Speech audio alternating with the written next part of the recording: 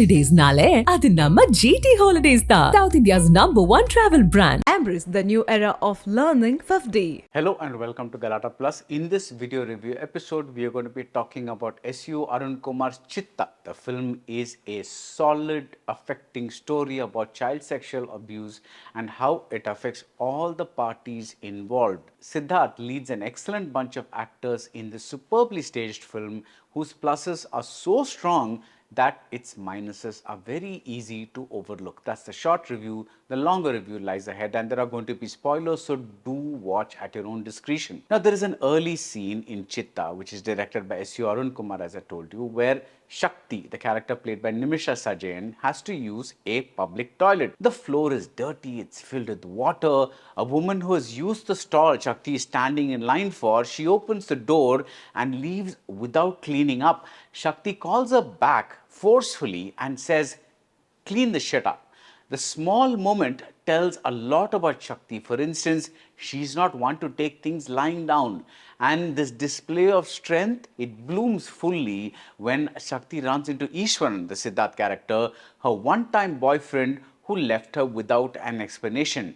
Now, even without this toilet scene, even if Shakti had shown her anger only after she ran into S.U.Arun, we would have had an insight into her emotions. But that early scene tells us how, even in the absence of S.U.Arun, Shakti is determined not to be a pushover again. We see who she is, and then we see why she became that way. This is beautiful character writing, and it is all over this film, which centers on the loving relationship between S.U.Arun and his dead brother's daughter, Sundari, played by the excellent Sahasrashri. S.U.Arun has become the little girl's kinda sort of foster father, and his relationship with his sister-in-law, played by Anjali Nair, is equally solid. He is the man of the house, and the situation is so lived in and so comfortable that there is no awkwardness at all when they are in close proximity in a cramped kitchen or when he is buying sanitary napkins for her. They give off bestie vibes, and it works wonderfully. There is no weeping, no wailing about the past. These are two adults who have accepted a situation and they have moved on, and they are trying to make the best of what life is throwing at them. The chemistry between Siddharth and Anjali Nair is remarkably understated, and that is the flavor of most of the first half. The A for Apple background score kills the mood frequently. When S.U.Arun picks up his cute niece from the school, we hear cutesy music which totally undermines the emotion he was feeling when he met his ex just a little while ago. Each stretch is scored to hype up whatever emotion it represents, that particular stretch represents, and this is an inevitable evil we have come to accept in our cinema. But to compensate, Balaji Subramanian's cinematography is exquisitely invisible. Arun Kumar in his earlier films has never displayed this kind of eye for staging, and a lot of the time we get 2 or 3 things being swept into a single economical non-showy camera movement.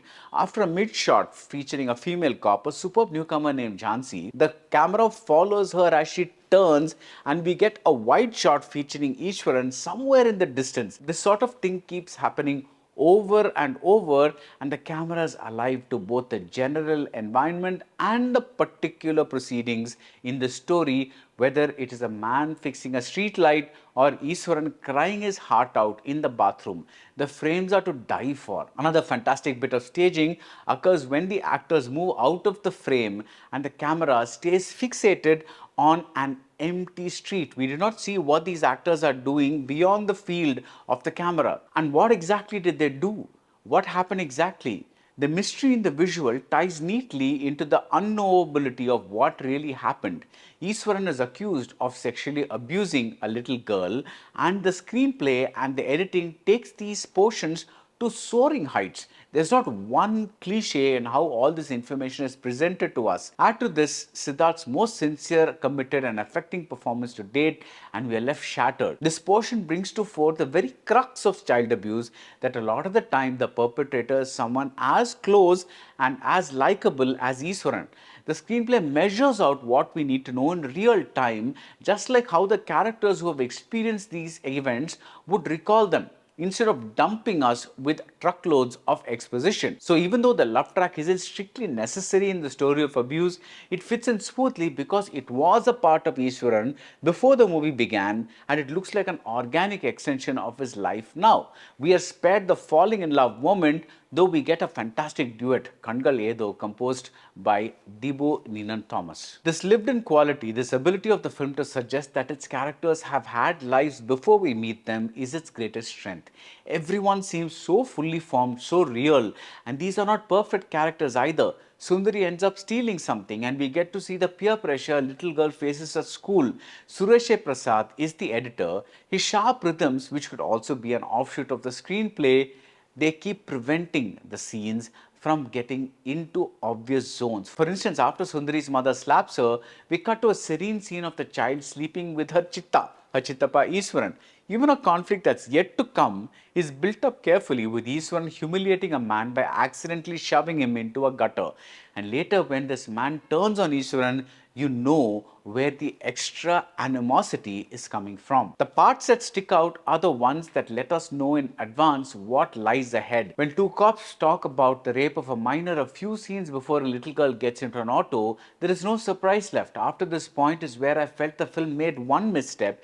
When you are wrongfully accused of a horrible crime by the very people you love, when your sister-in-law suddenly changes the way she looks at you, when your close friend suspects you, one part inside you surely dies, as we saw in the wonderful Danish film The Hunt. I felt Chithha needed to dwell on S.U.Arun's emotions a little more, but he bounces back into action almost as though this were a minor blip in his life, as the film splits into two very different tracks in the second half. You could say the first half of the film looks inward, while the second half is all outward. Now, post-interval, these two tracks, one track is a procedural about the hunt for a serial child molester. The other track is about S.U.Arun turning into a vigilante, determined to kill the bad guy. Yes, you could argue that this latter aspect of S.U.Arun has a lot to do with this humiliation after being falsely accused, that track that I was talking about earlier, but the emotions needed to be way deeper because in his own way,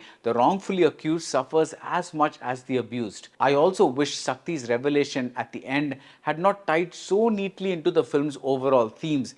Nimisha Sajan, of course, totally sells the moment. She's incapable of giving a dishonest performance, but it's too much, it's too convenient. So yes, the second half feels looser, it feels less intense. The villain scenes seem caricaturish when compared to the scenes with everybody else, and a sense of predictability sets in when we see Sundari. Why didn't they keep the suspense of whether she is still alive? We seem to be in a regular thriller. But even in the portions where, say, a clue is found rather randomly, the filmmaking is so good that you easily let go of these misgivings. When S.U.Arun breaks down after believing Sundari is dead, the camera allows him to retain his dignity by not going close. It stays wide at a respectable distance. You may question where this film goes, but whatever choices the director makes, he sticks to them with utter conviction. Even the many shots of S.U.Arun sleeping beside his niece have a devastating payoff in a mortuary. Chithha shows us all aspects of child rape, from the way cases are conducted to the attitudes that need changing. Sakti tells S.U.Arun that it is not about punishing the villain as much as being there for Sundari at a time that the little girl really needs him. At this point, the hero is emasculated, and in a good way. He gets rid of his toxic heroism and realizes that it's better to be a hero to his niece than to be the hero who conquers the villain.